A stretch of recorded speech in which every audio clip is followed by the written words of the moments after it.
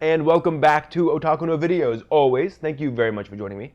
Where today I am reviewing the Borrower Arrietty. That's right, the Studio Ghibli film, which is not by Hayao Miyazaki or Isao Takahata, the two big-name directors of the studio. So this is not by the guy who directed Spirited Away and Princess Mononoke, or the guy who directed Grave of the Fireflies. This is by a new face who has been animating at Studio Ghibli for a while and has now gotten his chance to direct a film. And as is appropriate to the source material, this is a rather small film in some ways. Now, it's based on the book The Borrowers, which is a young adult book, been popular for many years, and has actually been adapted into animation several times. And I'm so glad that Studio Ghibli decided to take on this particular project because it being a very restrictive kind of concept in terms of environment, Studio Ghibli can make it work very well. So basic idea is the borrowers are little people who live in the walls in houses and basically live in these spaces kind of like mice, and they borrow things from humans to live and to have things. And because of that, the story is set. Now, if this were a Hollywood film, they would be going out on the big grand adventure. No, no, no. They stay within basically this one house and its environs for basically the entire film. And so it's about this small family of borrowers and the people living in the house. And there are a couple of people who come in and out, but that's it. So it's very impressive that they were willing to stick within that environment.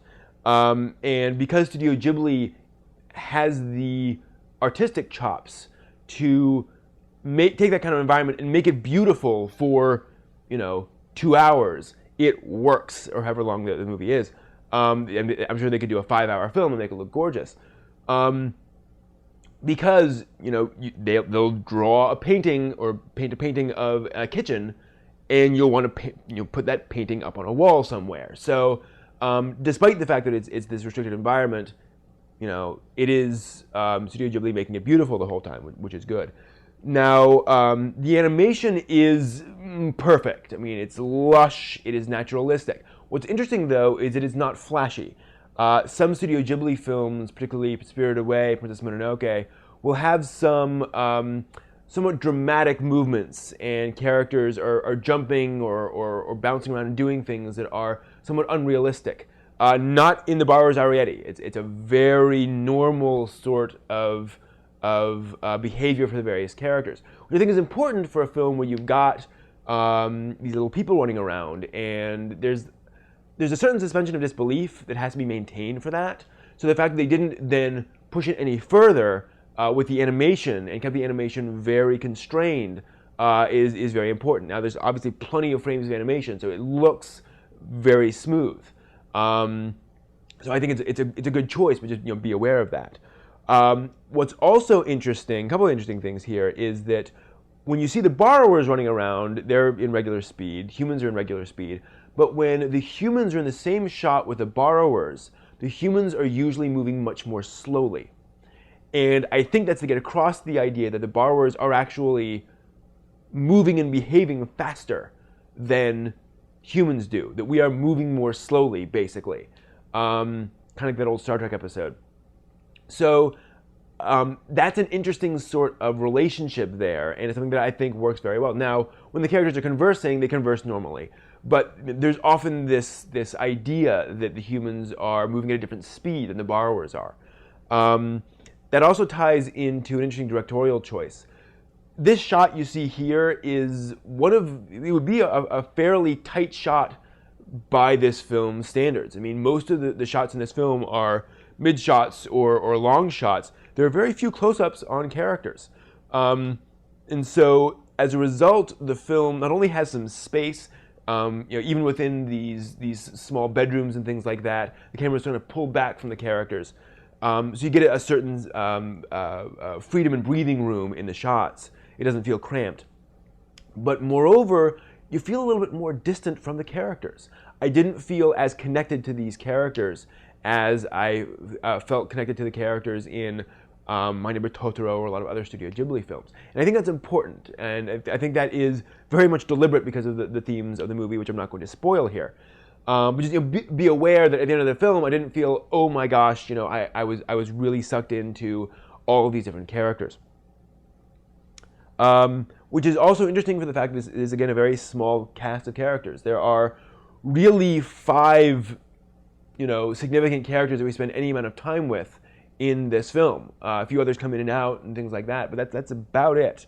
So, and for the length of the film and the fact that how straightforward it is, again, they stick to their guns, which is impressive. Now, that's another important thing here, is that this is a slow film. It sets up its premises. It's not complicated in terms of the relationships between the characters, and the story progresses throughout the course of the movie. I was actually impressed by the fact that I was certainly sucked into the film, but it doesn't try to pack a lot of plot in. The plot's quite easy to comprehend, and the relationships, I'm reminded of Kiki's Delivery Service, where it starts out with Kiki's relationship with her parents, and that's just kind of thrown at you, and then she goes and she meets people, and the relationships with those characters can be a little surprising at times. This is not like that. It is very crystal clear, comprehensible, which I actually appreciated. Kind of like My Name is Totoro, which is another Studio Ghibli film, which is set basically around one house out in the country, much like this is. That's really quite remarkable and quite interesting, the fact that you have this film that is just kind of slow and deliberate at telling its story. Now, it never dragged for me. Don't worry about that. But just be aware that this is a much more laid-back film than even many Studio Ghibli films. One thing that surprised me here was the voice acting. Studio Ghibli obviously gets really top-notch voice talent. The voices in these were okay. But even for a lower-tier Studio Ghibli film, I can usually remember the voices and really think about them. Not so in this film. The voice cast is perfectly functional. They do what they need to, but I surprised myself with the fact that I couldn't think back to the characters, with one exception, and that is Arrietty. There's a tendency, particularly in anime voice acting, to have a 13-year-old girl who's Arrietty's age be either either sound too professional or try to sound really genki or kawaii and trying to just sound really energetic and cute. And what I appreciated is that Arrietty, and it's important that she's 13, she has the energy and the enthusiasm of a young girl, but she's quite mature. And the voice actress really hits a nice middle ground there in terms of making Arrietty sound enthusiastic and sound like she loves doing things, and she's a bit of a tomboy character.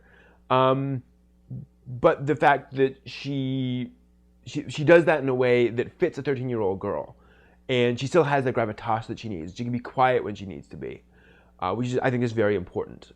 She's a complex character, and it's a complex performance. What's also interesting about this is that Arrietty is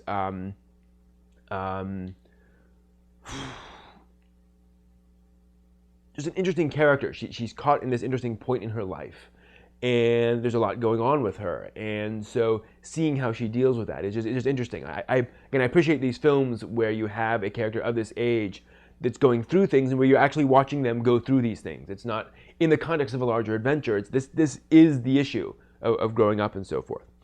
So I like that. Another thing that I loved about the film was the music. This movie has a Celtic soundtrack. Lots of energetic violins and flutes and things like that. It's beautiful, and it's a wonderful change from the typical Joe Hisaishi soundtrack, which you get from most Studio Ghibli films. A lot of the lower tier don't get those, don't get him, but they often get these symphonic soundtracks. And this is a wonderful change of pace, and it keeps the tone of Arrietty light. This can be a pretty dramatic film, not in terms of death and destruction or anything, but in terms of it's a pretty serious kind of film in a lot of ways.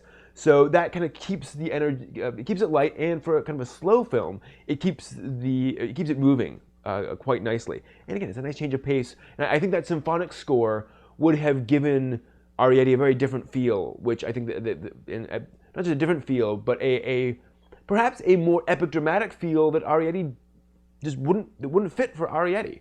This is a different kind of a story. It's a small story. So really appreciated that. So without getting into any spoilers, and this is one of the problems, is that because it's a fairly straightforward story, with these kind of straightforward and quite straightforward relationships, I can't get into too much of any of that without getting into spoilers. So I'm going to stop there. Those are my views on The Borrower Arrietty. I hope you enjoyed this. If you want to check it out, Disney will be releasing The Borrower Arrietty over here. They are dubbing it as we speak, I believe, and it will be released over here on DVD and Blu-ray, I'm sure. So you'll be able to pick it up soon. So I was quite impressed. It's definitely not an unqualified, everyone's going to adore this film just because of the fact that it's a very specific kind of movie. But it was certainly engaging. Much like My Neighbor Totoro, I would think that was the kind of film that would only appeal to certain people, but I can show it to everyone and they loved it.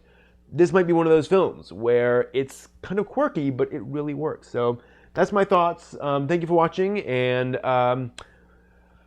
if you want to talk about stuff like this, please stop by otakunovideo.net. I want to make sure to get that plug in. The forum is spinning up with some interesting conversations. I hope you'll stop by there and talk with us about interesting anime and manga like this. So thanks for watching. See you next time.